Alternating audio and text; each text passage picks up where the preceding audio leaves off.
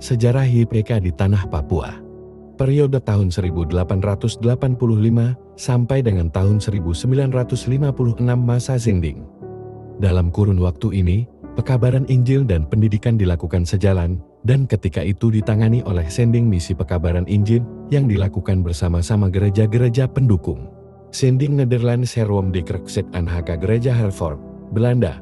Grup Sending Vereniging DZV Gereja Baptis Belanda yang ketika itu operasi pelayanan di Kepala Burung Papua Gereja Protestan Maluku GVM, sebagian besar pelayanannya di bagian selatan Papua, Misi Katolik Daerah MKD. Pelayanannya di bagian selatan pedalaman Jayapura dan pedalaman Kepala Burung Tanah Papua. Periode tahun 1956 sampai dengan tahun 1962 masa transisi. Beberapa peristiwa penting terjadi dalam kurun waktu ini, antara lain. Pada tahun 1956, JKE diproklamasikan sebagai suatu gereja yang resmi dan mandiri. Sending mengurangi aktivitasnya dan sebagian besar wewenang dipercayakan kepada JKE. Pada tahun 1961, terjadi konflik antara NKRI dan Kerajaan Belanda tentang masalah Papua. Pada tahun 1961 sampai dengan tahun 1962, berangsur-angsur Belanda meninggalkan tanah Papua dan kembali ke negerinya akibat konflik tadi. Periode tahun 1962 sampai dengan 2000, masa JKE. Periode ini sangat memperhatikan orang Papua.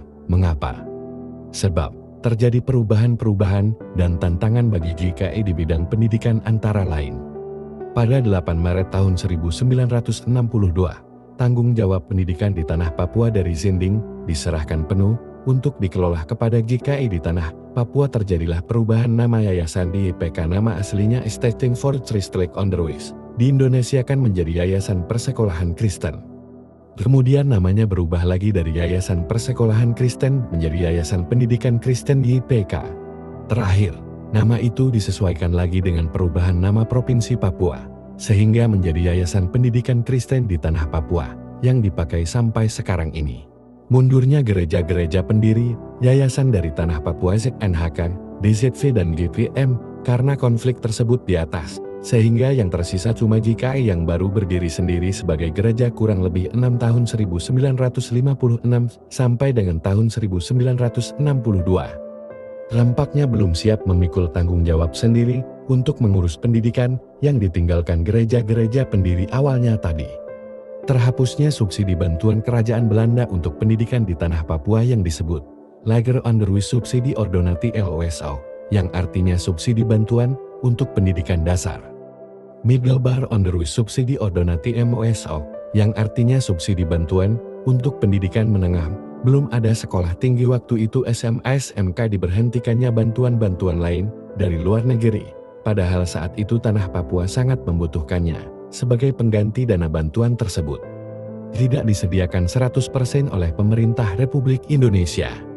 Selain masalah yang dihadapi YPK, datang lagi program pemerintah dengan adanya pendirian sekolah negeri Impres dan sekolah swasta lainnya seperti YAPIS, di PPJE, di PKP, Persit, Kalam Kudus, serta yayasan lain yang diselenggarakan oleh sejumlah LSN, Laksana Cendawan, yang bertumbuh di musim hujan.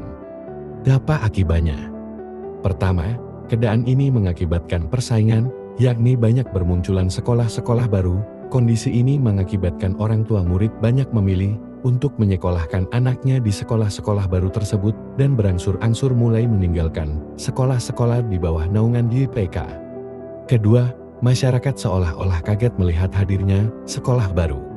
Periode tahun 2001 sekarang sebagai daerah otonomi khusus Papua.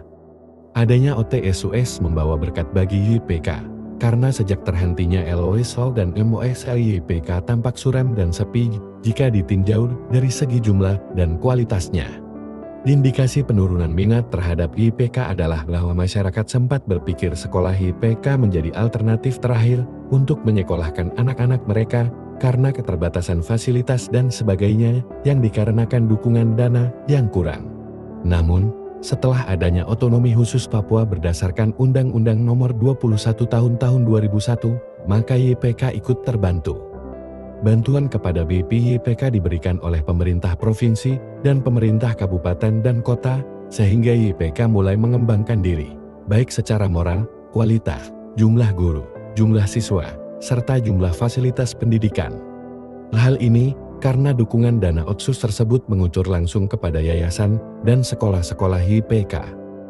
YIPK bangkit dan bergerak menuju pendidikan berkarakter Kristen dan unggul di tanah Papua.